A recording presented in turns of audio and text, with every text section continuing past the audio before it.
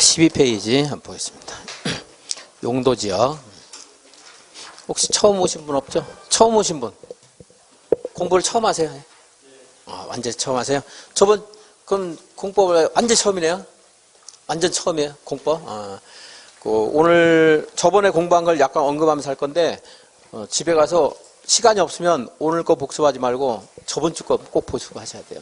그리고 이제 되면 오늘 것도 하시고, 그날 공부한 그날 복습하시고 하셔야 됩니다. 그리고 이제 어려운 게 많을 텐데 5월부터 아무튼 잘 들으시면은 뭐 합격하실 수도 있어요. 어렵지만. 그러니까 모르는 게 좀 많으니까 당연히 모르는 거는 모르는 대로, 아는 거는 아는 대로. 그리고 이제 공부한다 생각하시고 좀 이제 1, 2, 3, 4보다는 좀 빨리 나갑니다. 이제 열심히 하시면 될 수 있어요.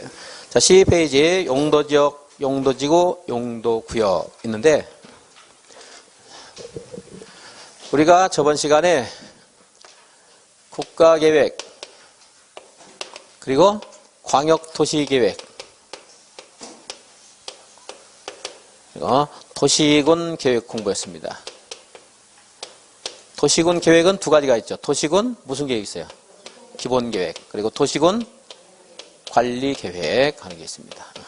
그래서 이제 이런 공부인데 오늘 복습 문제 좀 풀면서 또 뭐 언급이 좀 되겠지만 이제 관리계획 이건 이제 여기는 저번 시간에 공부한 걸로 그치고 관리계획에 관한 것을 이제 오늘 내일 오늘 그리고 다음 주까지 또 공부할 겁니다. 도시군 관리계획은 뭐가 있죠? 용, 기, 지, 도. 용은 용도 지역을 지정하거나 변경하는 것.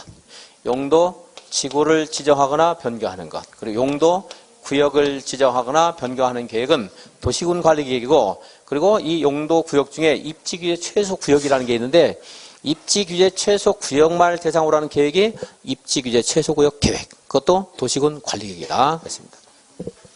기반시설을 설치하거나 정비하거나 개량하는 계획도 도시군 관리계획 이건 다음 주에 공부할 거고요.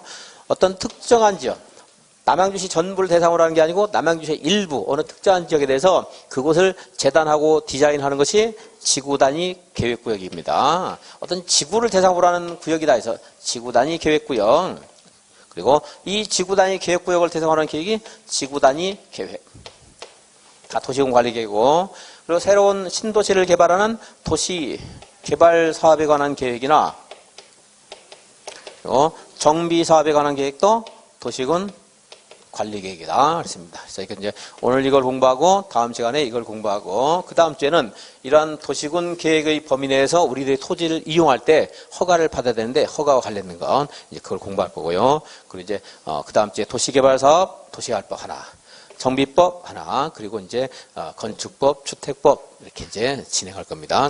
근데 이제 실제 시험에서는 주택법, 건축법, 농지법 되어 있기 때문에 제 유학집은 그렇게 편제되어 있습니다. 그래서 주택법을 먼저 할 겁니다. 이제. 오늘 이제 이거 공부하죠. 자, 그럼 다시 용도지역, 용도지구, 용도구역은 어떻게 결정되는가? 여기서도 읽어보는데 여기서 읽어보면 도움이 잘 안 돼요. 여러분들이. 나중에 시험 볼 때 헷갈려요. 여기서 알아야 돼요. 여기서. 이미 여기서 알고 들어가서 읽어봐야 돼요. 자, 도시군 관리계획 누가 입안하죠? 자, 입안. 입안은 기본적으로 특별시장, 광역시장, 별별 시장, 군수. 입안하죠? 이 사람들만 입안합니까? 누구도 입안할 수 있어요. 둘 이상의 시군에 걸치는 용도지역을 정한다 할 때는 둘 이상의 시도에 걸칠 때는 국장. 국가계획 관련된다. 국장. 그리고 둘 이상의 시군에 걸치는 무슨 용도지역을 지정할 필요가 있다. 일단 누가 할 수 있죠? 도지사. 이 사람도 입안할 수 있죠? 입안만 한 거지 아직 결정 안 됐어요. 결정하려면 또 이제 결정권자가 또 있죠. 결정권자. 결정은 여기는 특별시장. 도시군관리 결정권자. 특별시장. 광역시장, 특별자치시장, 특별자치도지사 중요하지 않으니까 그냥 무시하겠습니다. 특별시장, 광역시장, 도지사 이 사람들 결정할 수 있죠. 국장도 결정할 수 있죠. 근데 도지사는 시장무수 신청에 따라 결정한다. 직접 결정할 수도 있고 자기가 입안한 것은 직접 하고 시장무수가 신청하면 그것도 결정하고 그래서 이제 도지사는 이렇게 말을 하기도 합니다. 그것까지 여러분들이 완벽하게 문장을 제정할 필요는 없어요. 도지사는 직접 또는 시장무수의 요청에 따라 신청에 따라 도시군 관리를 결정한다. 이런 표현이 이제 나올 수 있는데 그 표현 모르고 그냥 얘가 결정할 수 있다 알면 돼요. 다만 시장 군수 중에 인구가 50만 이상인 시 뭐라고요? 무슨 시? 대도시. 대도시의 시장은 자기가 결정하죠. 그러니까 여기 이제 대도시 시장. 여기까지. 그래서 이걸 정리하면 국토교통부 장관, 물론 국토교통부 장관이 결정한 도시군 관리계획은 일정한 범위에 한정되어 있습니다만은 국장 결정할 수 있고 또 시, 토, 치, 사 그리고 누구요?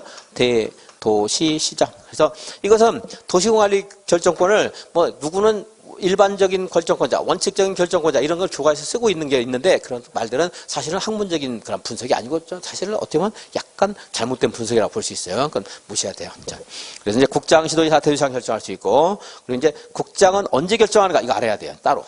그러니까 국장은 일반적으로 막연하게 도시군 관리 결정권자다 이렇게 안 나와요 시험에서. 국장이 결정하는 경우가 뭔가 이걸 물어봐요 구체적으로. 그리고 이제 시도지사, 대도시가 결정하는 잘 안 물어봐요. 일반적으로 하는 거기 때문에 잘 안 물어봐요 얘네들은. 그리고 이제 여기에는 용, 기, 지, 도 중에 어떤 특정한 지역의 일부, 지구만을 대상으로 하는 건 동네 사업. 이건 누구도 결정할 수 있죠? 그냥 시장, 군수가 스스로가 입안한 것은 스스로가 결정할 수 있다. 이렇게 돼 있죠. 이제. 그러니까 여기 이제 지구 단위 계획은 얘가 할 수 있다는 거 기억 하나. 국장이 결정하는 것 이건 따로 정리해서 공부해야 돼요. 자, 그럼 국장이 결정한 거 저번에 했는데 한번 여기서 다시 한번 확인해 보죠. 누가 결정하는 중요하니까. 국장이 입안한 것 누가 결정해요? 국장. 지가 입안하는 경우 있을 수 있죠.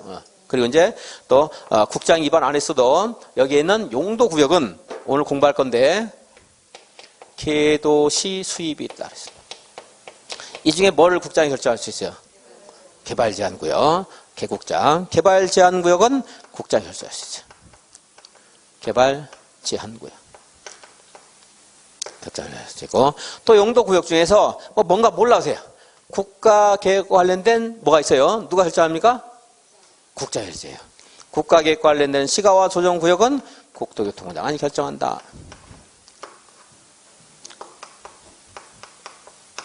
그래서 본래 시가와 조정구역은 누가 결정하는 건데요? 예, 이건 시도지사가 하는 거거든요.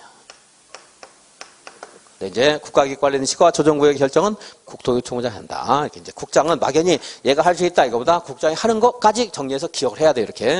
이렇게 미리 여기서 알아놓고서 읽어야지 여기서 용도 지역은 누가 한다 해가지고 그냥 크게 신경 안 쓰고요. 계속 보는 것들은 나중에 보면 헷갈리고 정리가 안 됩니다. 자, 12페이지. 그래서 용도지역, 용도지구, 용도구역 있습니다. 용도지역은 그 용도의 토지의 쓰임새를 우리 법령에서 강제로 정하고 있는데 토지에 이용하는 정도, 보존할 것인지 개발할 것인지 하는 정도라든가 그곳에서 허용되는 건축물의 용도, 뭐 주택이 가능한지 아니면 의료시설이 가능한지 이런 건축물의 용도, 건폐율, 건축면적이 대지면적에서 차지하는 비율, 건폐율이죠?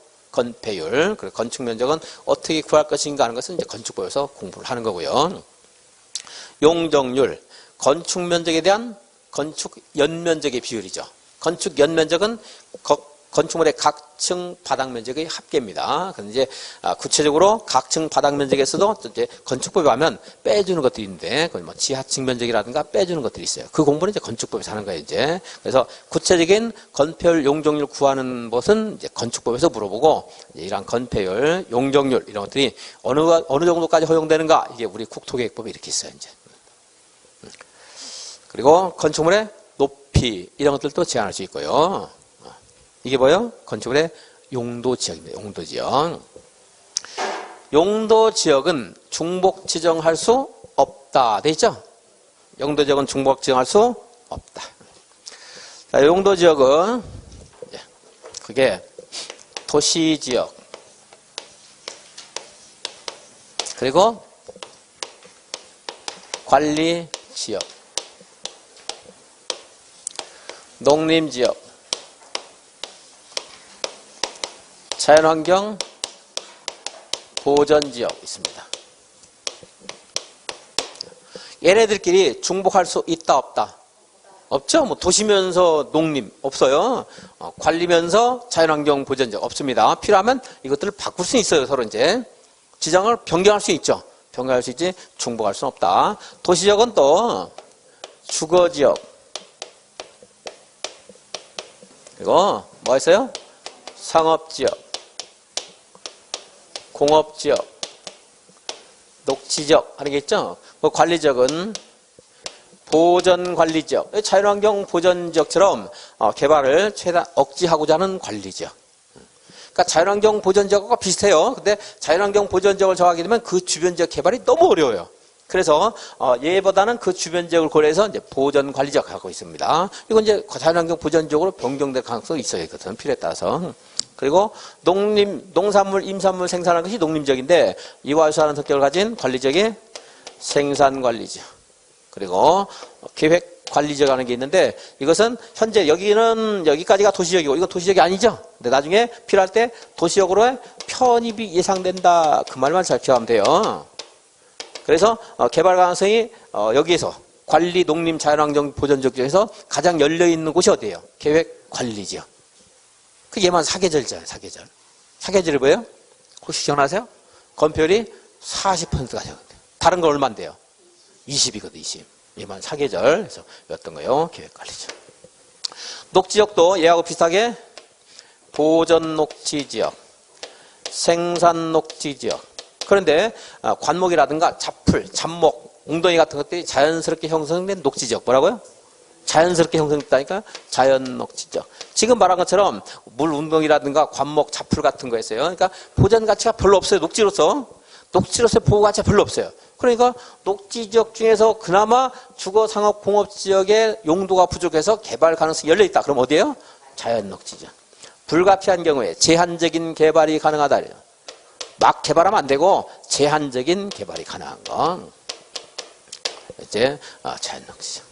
그래서 본래 시가지를 만드는 건 어디서 만드는 거예요? 여기서 만들어요, 여기에. 그래서 나중에 이제 그 분류를 주거상업공업지역을 시가화 용도다 이렇게 말을 하기도 해요. 도시개발사업이라는 것은 시가지를 만드는 건데 그럼 어디서 시가지를 만들어야 돼요? 여기서 만들어야 여기서 도시개발 사업 하는 거예요. 불가피할 때 여기서 할 수 있는 거고. 여기서 하더라도 이제 도시군 기본계획이나 도시군 광역도시계획으로 이런 곳에서 앞으로 도시개발 사업할 수 있다. 여기는 가능하다. 이렇게 미리 정하고 있을 때만 개발이 가능한데 기본계획이나 광역계획이 없을 때는 그럼 어디에서 도시개발 사업할 수 있겠어요? 여기 말고 여기 주상공은 당연히 되는 거고 도시개발 사업할 수 있고 이곳에서 기본계획이나 관리계획, 광역계획이 없다 할 때는 이곳에서 어디에서 도시개발 사업하는 게 마땅하겠어요? 자연녹지죠. 그리고 계획관리죠. 아니면 이제 우리 남양주시 도시군 기본계획에서 여기가 부족하면 여기에서 불가피할 때 나중에 도시개발 사업할 수 있다. 미리 정하고 있을 때 할 수 있는 거지. 여기는 안 되는 거고요. 보전녹지는. 자, 이건 도시개발법을 너 이제 갔는데 그건 이제 머릿속에 버리고 생각나면 그런 게 있었나 보다 하시고 자, 여기만 한정합니다. 다시. 자, 자연녹지적은 제한적인 개발이 가능하다. 그리고 계획관리는 도시로 편입이 예상된다. 하는 것들이 이렇게 연결이 될 수 있는 것들입니다. 그리고 주거지역은 전용주거지역,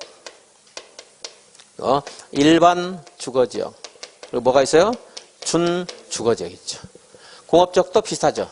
전용공업지역, 일반 공업지역, 그리고 준공업지역. 상업지역은 가까운 시일 내에 통일이 진행 중이다 했죠. 근, 통, 일, 중 그랬어요. 이거는 근린상업지역, 유통상업지역, 일반상업지역, 중심상업지역 이렇게인데 전용공업지역은 두 개가 있죠. 1종, 2종. 얘는 1종, 2종, 3종 이렇게 있습니다. 이게 이제 도시역 21가지. 용도지역 21가지.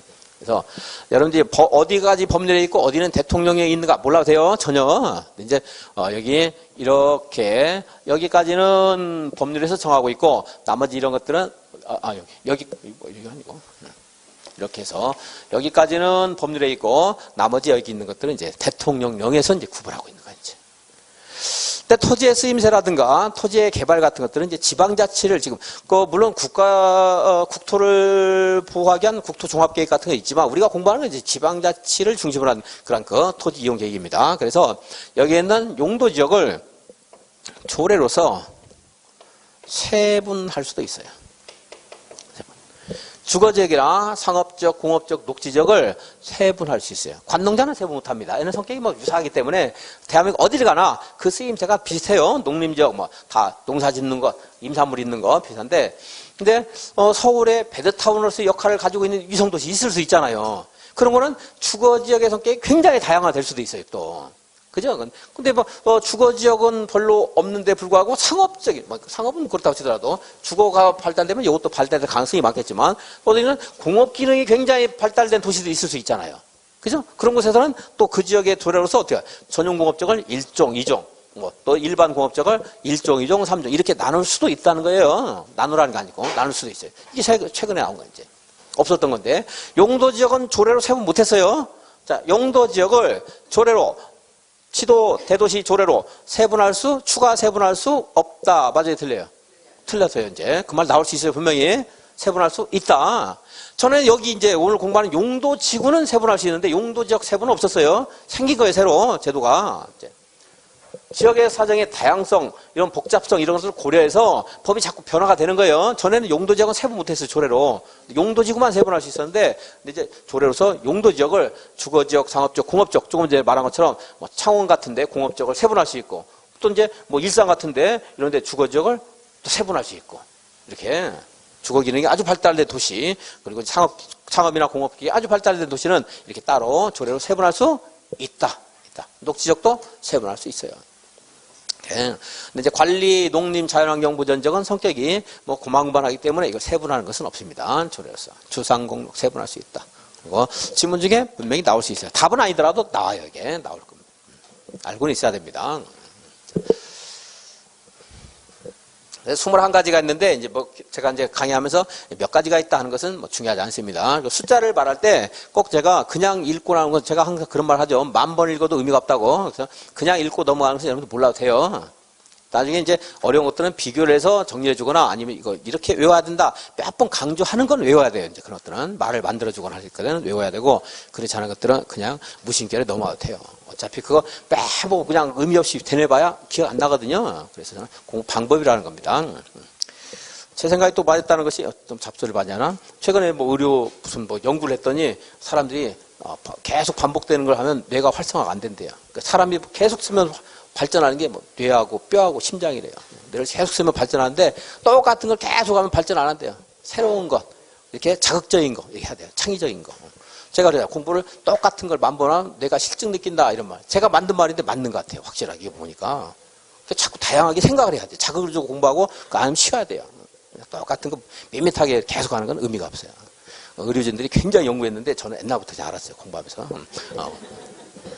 제 말이 맞는 것 같아요. 그래서 숫자, 좀 더 21가지 이런 것도 의미 없다고 했어요. 그냥 참고 삼아라는 겁니다. 자, 이제. 그럼 이렇게 용도 지역을 정해주면, 이게 용도 지역이잖아요. 용도 지역. 지정하거나 필요할 때는 변경할 수 있다고 했죠? 변경할 수 있습니다. 누가 할 수 있다고요? 국장, 시도지사, 대도시, 시장이. 뭐로 한다고요? 도시군? 관리계획으로. 그래서 여기서 그냥 막연히 읽지 말고 여기서 통째 공방을 가지고 같이 쓰면 여기서 나온 문제도 맞출 수 있고 여기서 나올 때도 맞출 수 있고 따로 하는 게 아닙니다. 자, 이렇게 이제 할 수 있고. 그럼 용도지역 왜 했어요? 토지. 이거는 이제 이거를 직접 물어보지 않아요. 여러분들한테 너무 포괄적인 광범위하니까 토지에 이용하는 정도라든가 또 건축물의 용도 그리고 건폐율, 용적률, 높이, 용건, 용이 이런 것들 정하는 거예요. 이제 용도지역을 정해주면. 그래서 그런 이제 건축물의 용도가 각각의 용도 지역별로 다를 수 있다는 거잖아요. 그걸 물어봐요, 이제. 그리고 건폐율, 용적률 이런 거 물어봅니다. 높이에 대한 규제는 이제 이런 데서 저층 중심, 중층 중심, 중고층 중심 이런 말이 있어요. 그래서 저층에는 4층 이하만 돼요. 일종 일반 주거 과정은 이런 것도 이제 공부하게 됩니다. 요거는 이제 해마다 나오는 거고, 요거는 이것도 자주 나옵니다. 자주 나오는데 해마다까지는 아니지만 자주 나오는데 이제 여기가 우리가 이제 이렇게 법률이 있고 우리가 법 규정이 법 체계가 법률이 있고 제가 명령이 있고 대통령령, 총령, 부령하는 명령이 있고 그리고 조례가 있는 거예요. 이렇게 계층 질서가 법률에서 기준을 정해주면 그 범위 내에서 대통령령으로 확정하는 게 있고 또 대통령령이 정하는 범위 내에서 조례로 또 정할 수 있는 것들이 있는데 이런 것들이 그렇습니다. 용도를요 우리 대통령령으로 정해놓고 있어요. 그러면서 조례로서 추가로 허용되는 것, 추가로 금지하는 것 이런 것들이 있어요. 근데 조례로 허용되거나 금지하는 것은 공부를 안 해요. 저는 그리고 허용되는 건축물의 용도는 여기 정도까지 하고 끝냅니다. 여기는 더 이상 많이 안 들어가요. 근데 작년에 이제 몇 종인가 정확히 않네. 뭐 3종으로 할까? 3종 일반 주거지역에서 뭐 조례로 허용하는 건축물, 준주거지역이나? 조례로 허용하는 것에 해당하지 않는 것은 물어봤어요. 그런 건 또 공부하는 게 아니에요. 절대 공부하면 안 되고 공부해도 어차피 못 맞춥니다. 그냥 그때 가서 여기서는 뭐 이 정도는 되겠다 안 되겠다 해가지고 그냥 생각해서 찍는 겁니다. 그런 것들은 이제 어차피 이제 안 해요. 조례로 하는 것은 허용되는 거. 다음에 또 다시 이제 건폐율, 용적률을 여기도 대통령령으로 주거지역은 70% 범위 내에서 대통령령으로 정한다. 그럼 대통령령으로 70을 넘지 않는 범위 내에서 전용 일종 일반 전용 주거지역은 뭐 50%. 여기도 50%, 60%, 60%, 50%, 70% 정해놓고 있어요. 그러면 이 범위 내에서 조례로 다시 건폐율, 용적률을 이제 세분할 수, 그러니까 그 범위 내에서 정할 수가 있어요. 이제 일종 전용 주거지역은 건폐율 얼마까지 가능해요? 50까지 가능해요. 50까지. 우리 그 국법 체계에 따르면. 근데 지방자치단체 조례를 보면 50이 아닐 수도 있다는 겁니다. 50 넘어가면 안 돼요. 50 이하에서 조례를 정하는 거예요. 뭐 45 되는 경우가 많이 있어요. 일종 전용 주거지역처럼. 여기는 우리가 공부하고 있는 숫자는 이제 시험에 나온 숫자는 이제 국법, 대한민국의 법령 체계 내에서 시험을 물어보고 이제 조례가 정한 건 지방자치단 조례로서 여러분들이 이제 나중에 업무 수행하면서 이제 공인중개사업을 할 때 이제 찾아보면 되는 거죠. 이제 이런 체계, 법체계, 요거 법체계, 얘까지는 뭐 물어볼 가능성은 많지는 않습니다. 어쨌든 조례로서 그 지역의 자치단체 사정에 맞게 따로 정할 수 있습니다. 이건 이제 새로 나온 제도로서 분명히 지문에 나올 수 있어요. 조례로서, 주거지역, 상업지역, 공업지역, 녹지지역을 여기 있는 거 말고 아까 21가지로 나누고 있었는데 이거 말고 더 나눠서 뭐 어떤 자치단체 가면 뭐 25가지 이렇게 있을 수도 있다는 거예요, 이제.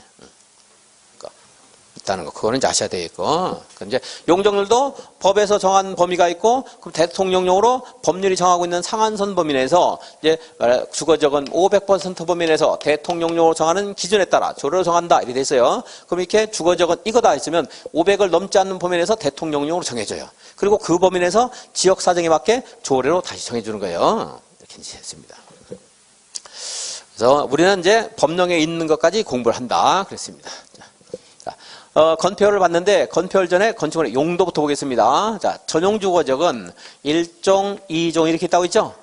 1종 전용 주거지역은 단독주택 중심이다 그랬어요. 단독주택 중심의 양호한 주거 환경을 꾀하는 것이 1종 전용 주거지역. 그리고 2종 전용 주거지역은 공동주택 중심의 양호한 주거 환경 그래요. 그래서 단독주택이고, 단독주택, 우리들이 일상생활 하려면 거기에 뭐 미용실, 뭐 목욕장, 세탁장, 뭐 우리가 일반적으로 이용하는 그런 뭐 생활 필수품 구입하는 곳 이런 거 있어야 돼요. 그게 일종 근린생활시설. 네, 가능합니다. 건축법에 가면 단독주택에는 나중에 공부할 건데 예습이라고 생각하고 들어보시면 전형적인 고려부터 내려져 오는 단독주택이 있는가 하면 여러 사람이 모여 사는 다중주택 그리고 여러 세대가 모여 사는 다가구주택 그리고 공관하는 게 있어요. 이 중에서 이 다가구주택은 19세대까지 가능할 수 있는데 요거는 이제 너무 복잡해요. 이게 있으면. 얘가 있으면 일종 전용 주거지역은 양호한 주거 환경 원하는 건데 너무 복잡하고 시끌시끌하고 그래서 얘는 안 돼요. 단독주택, 다중주택, 공관은 돼요. 일종 전용 주거지역에. 뭐는 안 돼요? 다가구 주택은 안 돼요. 다가구는. 그리고 일종 근린생활시설은 뭐 너무 많아서 일일이 나열할 수 없는데 여기서도 이제 대피소라든가 공중 화장실 같은 것도 있습니다. 공중 화장실, 뭐 아동복지센터 이런 것들이 있는데 대피소나 공중 화장실 이런 것들은 안 돼요. 이런 것도 안 돼요. 뭐 이용원이라든가 세탁장, 목욕장, 뭐 생활필수품 판매하는 것들, 조그마한 뭐 슈퍼마켓, 편의점 이런 거 돼요. 근데 이제 대피소, 공중화장실 이런 것들이 안 돼요. 뭐 양수장, 정수장 이런 거 다 돼요. 뭐가 안 돼요? 대피소, 공중화장실은 안 됩니다. 이거 말고는 안 되는 게 몇 개 더 있는데 이제 물론 이제 지자체 조례에 따라서 다가구를 허용하는 지자체도 있을 수는 있어요. 이제. 지자체에서 좀 달리 정할 수 있습니다. 허용되는 건축물 용도도 여기서 공부한 것에 대해서 조례로서 건축물의 용도를 이제 추가로 또 허용할 수도 있어요. 이제. 근데 조례로 추가로 허용하는 것이 무엇인가 하는 것까지는 공부를 안 한다 했는데 작년에 나왔지만 여전히 안 합니다. 그것은 기출문제 나오면 뭐 이런 게 있었다 하지 문제 풀지도 않을 거예요. 풀어봐야 의미도 없습니다. 절대 똑같은 문제 안 나와요. 그런 것들은. 근데 너무 크면 안 되니까 이것은 이제 1,000제곱미터 미만까지만 돼요. 1종 근린생활시설 1,000제곱미터 미만까지 됩니다. 자, 그럼 다시 여기서 정리해보면 일종 전용주거지역은 뭐가 가능해요? 단독주택과 일종 근린생활시설. 그런데 다가구는 돼야 안 돼요? 안 된다 이거요. 공중화장실, 대피소 뭐 하는 등의 일종 근생 중에서도 안 되는 게 좀 몇 개 있습니다. 근데 뭐 일종 근생은 모르더라도 다가구는 안 된다 이 정도만 이렇게 보시고. 다음에 이제 이종 전용주거지역 건폐율의 상한선은 얼마까지요? 50%까지. 조례로 따로 정할 수 있습니다. 자치단체마다 다를 수 있어요. 그리고 이제 공동주택 중심이다 그랬죠? 그러니까 여기 있는 건 돼요. 위에 있는 거 되면서 공동이 추가로 허용되는 겁니다. 그러니까 이종 전용 주거지역에서는 단독주택 그리고 일종 근린생활시설 공동주택 돼요. 그럼 이종 전용 주거지역에서는 다가구 주택 됩니까 안 됩니까? 되죠 당연히. 연립 다세대 아파트도 되는 거예요. 공동주택 되니까 당연히 돼요. 다음에 이제 일반 주거지역 1종, 2종, 3종이 있는데 이건 무슨 층? 저층. 이거는요 중층. 여기는 중고층. 그렇습니다. 그래서 건폐율은 60, 60. 여기는 오히려 적었었어요. 얘는 중고층이기 때문에 용적률을 많이 주는 대신에 너무 답답하니까 건폐율은 50입니다. 그리고 허용되는 건축물은 위에 있는 것 되고요. 그러면서 여기는 편리한 주거 환경을 꾀합니다. 그래서 교육시설, 노유자시설 돼요. 교육시설은 유치원부터 고등학교까지만 됩니다. 대학교는 안 돼요. 너무 크니까 대학교 안 되고. 노유자시설, 뭐 타가소라든가 어린이집 이런 것들은 이제 교육시설은 아니죠. 노유자시설이에요. 경로당 이런 노유자시설 됩니다. 이제.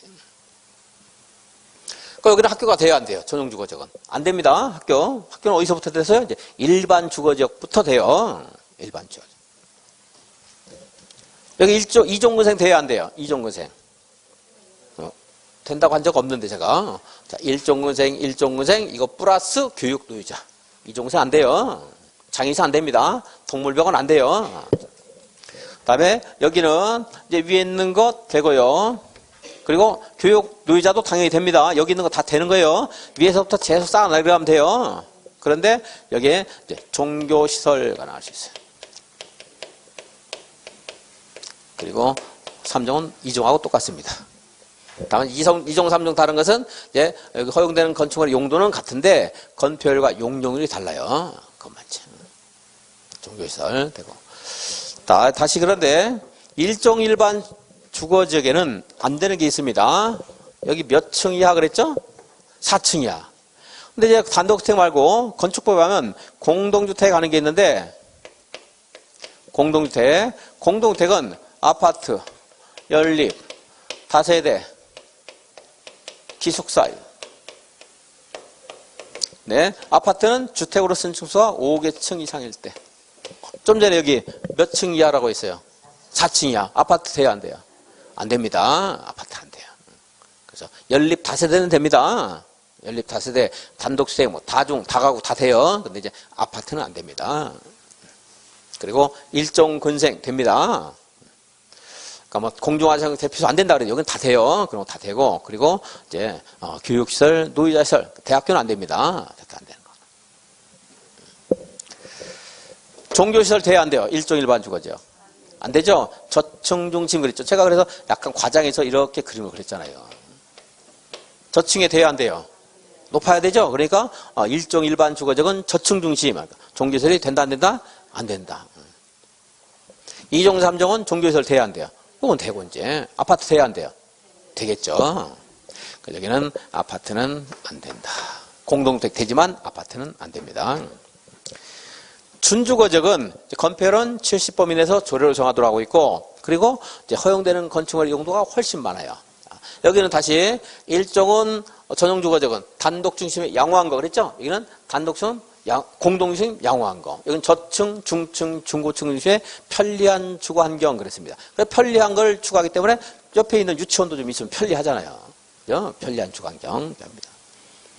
근데 준주거적은 이건 주거적에 준한다 해서 주거지역만큼 아주 조용한 상태는 아니지만 다른 것들이 이제 가미되는 거예요. 주거 기능을 중심으로 해서 상업 기능이나 업무 기능에 보완이 필요한 지역 그래요. 자, 주거 기능을 중심으로 뭐가 보완이 필요해요? 상업 기능, 업무 기능에 보완이 필요한 지역이 무슨 지역이에요? 준주거지역. 준공업적도 그럼 마찬가지겠죠. 자, 경공업 등 공업을 배치하되 주거 기능이나 업무 기능이나 상업 기능에 보완이 필요한 지역이 뭐예요? 준주거지역. 그러니까 여기는 주거 기능에 상업 기능이 보완되는 건데 여기는 공업 기능에 주거 기능과 상업 기능의 보완이 필요해요. 그러니까 제일 다양한 개발이 가능한 것이 준공업지역이에요. 준공업지역. 준공업지역. 그래서 준공업지역은 우리가 이제 건축법에 가면 여기에 있는 건축물의 용도가 29가지가 있어요. 그 중에 이렇게 여러 가지 용도가 있기 때문에 다음에는 뭐 수백 가지가 되는 겁니다. 하는 29가지가 있어요. 이제 준공업적에서 허용되는 게 많겠죠. 그래요. 그럼 허용되는 거를 쭉 쓰다 보면 굉장히 길어질 거 아니겠어요. 그러니까 안 되는 것 딱 써놓으면 나머지 되잖아요. 여러분 알 수 있죠?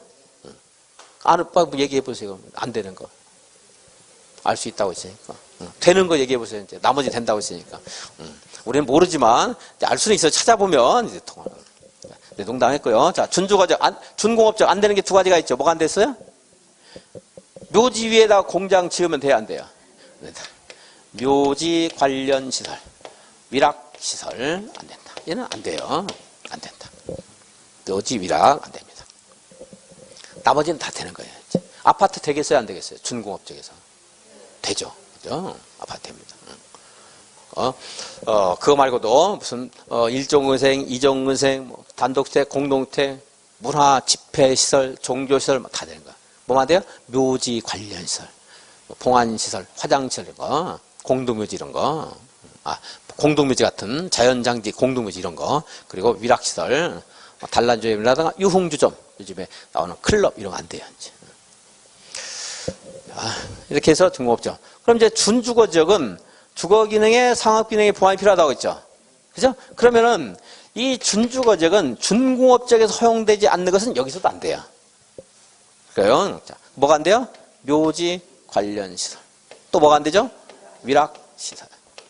자, 만약에 이제 준주거지역 물으면 준주거지역 좀 양이 많습니다. 그래서 요거는 한번 해봐야 돼요. 여러분들 이거는 적어도 뭐 3년 아니면 3년 안쪽에 한번 나와요. 여기서. 다른 나올 수 있는데 거의 여기서 나와요. 다른 거 나오면 공부하지 말고 여기서. 이것도 어려운데 하지만 앞에 위에서부터 이걸 잘 생각해가지고 순차적으로 하나씩 붙이다 보면 여러분들이 시험에서 답을 맞출 확률이 제가 볼 때는 한 60%, 70%는 돼요. 90% 된다고 절대 말 못해요. 60, 70은 돼요. 그 정도는 한번 해볼 만합니다. 정리가 안 돼서 그냥 까먹을 것 같으면 하지 말고 이렇게 해서 정리가 될 것 같으면 머릿속에 가지고 갈 수 있다. 정리가 돼서 그러면 하는 거예요. 정리가 안 된다. 뒤죽박죽 할 필요 없어요. 네, 여기서부터 계속 조금씩 늘어났어요. 자, 준주거지역. 여기는 이제 묘지 위락 되겠어요? 안 되겠어요? 안 된다. 근데 제가 건축법에서 위락하고 어울려 다니는 조금 못된 애가 하나 있죠, 친구. 뭐가 있어요? 숙박시설. 걔도 안 돼요. 안 됩니다. 그럼 이제 위락시설 중에 이제 단란주점이라는 게 있는데, 단란주점은 150제곱미터 미만인 것. 숫자는 기억 못 해주셨습니다. 150 미만은 2종근생이에요. 2종근생. 근데 이것도 안 돼요. 150 이상은 위락설이고 150 미만은 2종근생인데 2종근생인 단란주점 안 돼요. 이건 이제 위락에서 연상해서 찾아야 돼요. 나중에 그냥 억지로 외우지 말고. 자, 그럼 여기 준주거적에 2종근생이 된다는 말이에요? 안 된다는 말이에요? 된다. 되는데 그 중에 단란주점은 안 된다. 150이면 조그마한 단란주점은 2종근생에 포함되는데 그것은 준주거적에 들어올 수 있다 없다? 없다. 없다 여기. 그럼 150 이상인 단란주점은 들어올 수 있다 없다? 없다. 그건 여기서 안 되는 거고 위락실에서 안 되는 거고 150 미만도 안 돼요. 150 미만은 2종근생에 해당은 되는데 근데 준주거적에는 안 된다 이거예요. 만약에 2종근생 여기저기 됩니다. 그러면 조금만 달라주면 되는 거예요. 근데 여기 준주거제에서는 안 된다. 준주거제에서는 안 된다. 그래서 얘 안 될 때가 많아요. 단란주점은 노래 안 된다, 장총 안 된다 할 때 되니 단란주점이에요. 될란주점 아니고 단란주점. 이제 제일 많이 안 되는 게 얘예요. 그리고 얘하고 안마시술소가 안 될 때가 많고 이제 노래 연습장이나 다중생활에서도 안 되는 경우가 있고 좀 그렇습니다. 다시 묘지위락은 준공업적 안 되겠죠? 준주거적 돼야 안 돼요. 안 되거든요. 이제 그래서 준공업보다 안 되는 게 좀 많아요. 여기는 이제 그래서 위락과 어울려다니는 조금 못된 애 누구 있어요? 숙박시설 안 되고요. 그리고 이제 위락시설은 아니지만 단란주점은 이종근생이 들어가요. 뭐 노래연습장, 안마시설소, 단란주점 이렇게 이종근생인데 그 중에서 이제 위락시설하고 성격이 제일 비슷한 게 단란주점이거든요. 이종근생인 단란주점 안 돼요. 다른 이종근생은 된다는 말이에요. 장의사, 동물미용실 이런 것도 이종근생이거든요. 이거 되는 거예요. 그건. 이종근생은 되는 거예요. 근데 얘는 안 된다. 얘는. 그래서 여기에서 이렇게 한번 생각하면서 한번 찾아보고. 그리고 이제 안 되는 게 또 있는데 축사 이런 게 여러분들 동네에 있으면 되겠어요? 안 되겠어요? 축사, 도축장 이거는요. 안 되겠죠? 축사, 도축장, 도계장 이런 거 안 돼요. 도계장은 닭 잡는데. 그리고 폐차장 안 돼요. 폐차장 안 되고. 자원순환 관련 시설, 고물상 이런 거 되겠어요? 안 되겠어요? 안 돼요. 격리병원 안 돼요. 자, 이렇게 안 됩니다.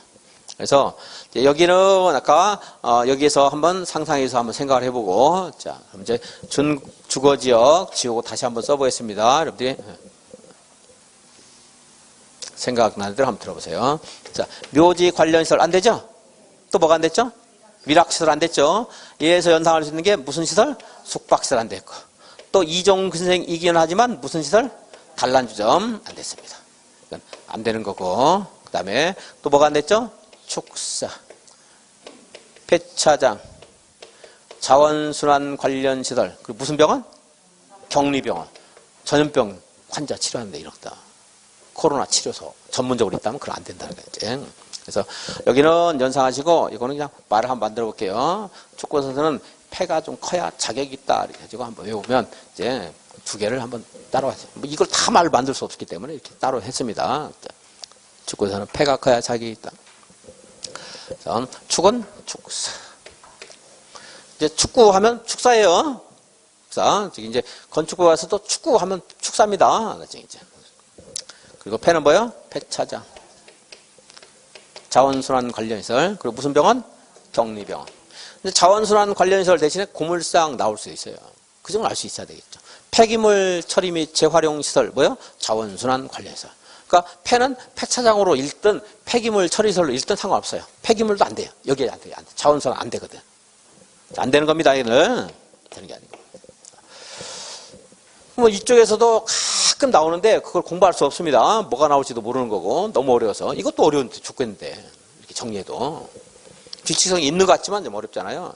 그래서 허용되는 건 허용되지 않는 건 한번 확인해 봤습니다.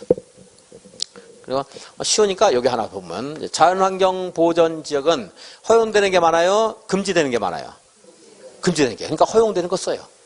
아끼기 위해서 크게 효율적인 거죠. 그래서 여기는 뭐가 된다고 했어요? 혹시 기억나세요? 자연환경 보전지역이니까 풀이 많이 자라고 있어요. 풀이. 초단할 수 있어요. 초단. 초등학교. 교육시설 중에 초등학교는 돼요. 그리고 자연환경을 훼손하지 않는 그런 농어가 단독주택. 앞에 있는 말 틀리게 안 하니까 단독주택 이것만 기억해도 잘 할 수 있을 겁니다. 초단할 수 있다. 이렇게 할 수 있다.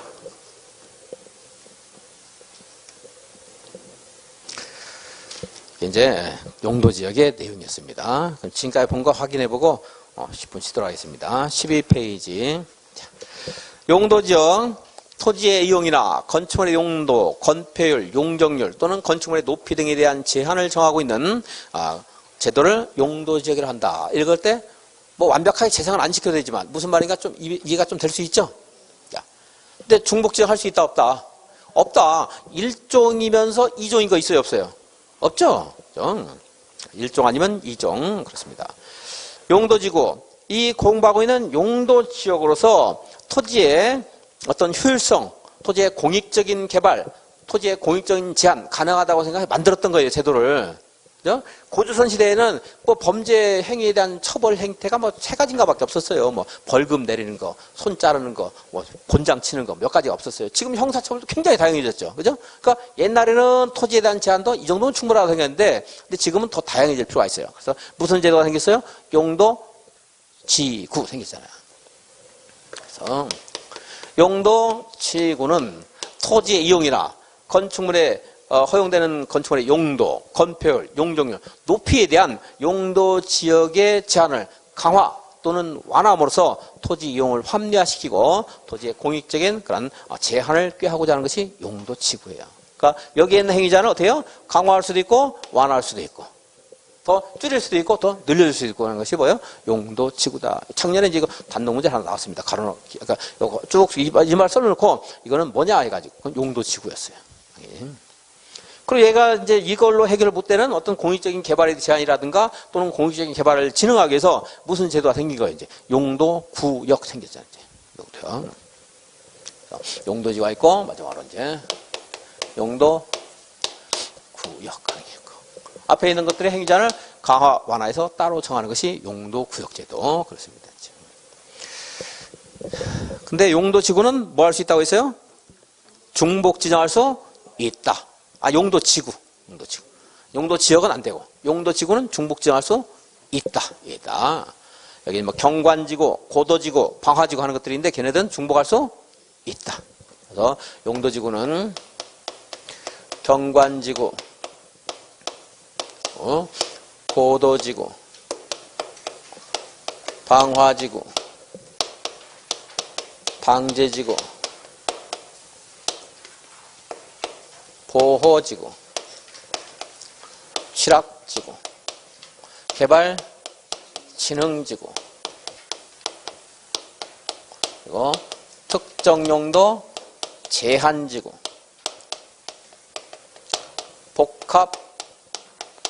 복합용도지구 하는 것이 있어요. 이렇게 9가지. 그러면서 그도 역시 대통령령으로 세분하고 있고 조례로서 추가 세분할 수 있다 이렇게 됐어요. 이제. 근데 얘네들끼리는 중복할 수 있다 없다? 서로 중복할 수 있다. 얘하고 중복할 수 있어요 없어요? 이렇게. 용도지역과 용도지구 중복할 수 있다. 당연히 여기에 이걸 덮어 씌워서 행위자를 특별하게 하기 위해서 만든 거예요. 당연히 할 수 있고. 얘 세 개 서로 중복할 수 있다 없다? 있다. 뭐만 안 되는 거예요? 이거 안에서 얘네들끼리 하는 건 중복할 수 없다. 일반 상업지역에 준주거지역을 지정할 수 있다. 그럼 맞아요, 틀려요? 틀렸죠. 안 되거든요. 얘는 중복지 안 되네 말이야. 그러니까 이렇게 중복지 안 되다 이렇게 나올 수 있고 좀 전에 말한 표현대로 나올 수 있어요. 뭐 경관지구에 고도지구를 지정할 수 있다. 맞잖아요. 그죠? 이거 중복할 수 있거든요. 얘네끼리. 그리고 일반 상업지역에 시가지 경관지구를 지정할 수 있다. 맞는 말이 되는 거예요. 여기다가 이거 할 수 있는 거니까.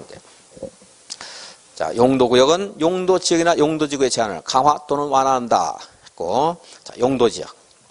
국장이 할 수 있고 국토교통부 장관, 시도지사가 할 수도 있고 또 누가 할 수도 있어요?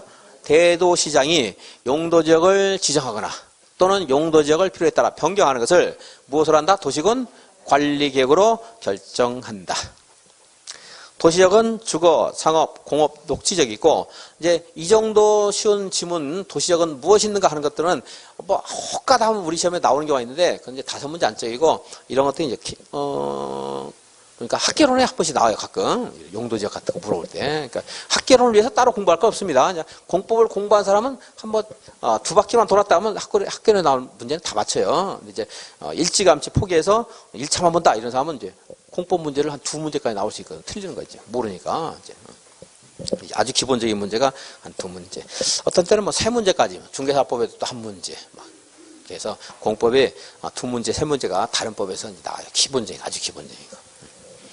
그 다음에 관리적은 보전관리, 생산관리, 계획관리가 있고 보전관리나 생산관리는 이제 여러분들이 나중에 시험장에서 읽어봐도 그 의미를 알 수가 있어요. 잘 나오지도 않고. 도시역으로의 편입이 예상되는 지역이지만 자연환경을 고려해서 제한적인 이용이나 개발을 하려는 지역이 뭐예요? 계획관리지역. 그러니까 도시로 편입이 예상되지만 현재 그걸 마구잡이로 파헤치면 주변의 자연이 훼손되기 때문에 제한적으로만 개발하자 하는 것이 계획관리지역. 뒤에 있는 말은 읽을 필요 없고 여러분들이 도시로 편입이 예상된다 여기까지만 읽으시면 되겠어요. 뒤를 틀리게 안 하니까. 농림지역이고 농산물, 임산물 생산을 위해서 지정하는 지역이고 자연환경 보전지역은 자연환경이나 수산자원, 수자원, 해안, 생태계, 상수원이라든가 문화재의 보전과 수산자원 보호 육성을 위해서 필요한 지역이다. 그래서 자연환경 보전지역은 말 그대로 자연환경, 수산자원 이거 나오겠죠? 거기 문화재도 자연환경 넓은 의미의 자연환경이 들어갈 수 있죠.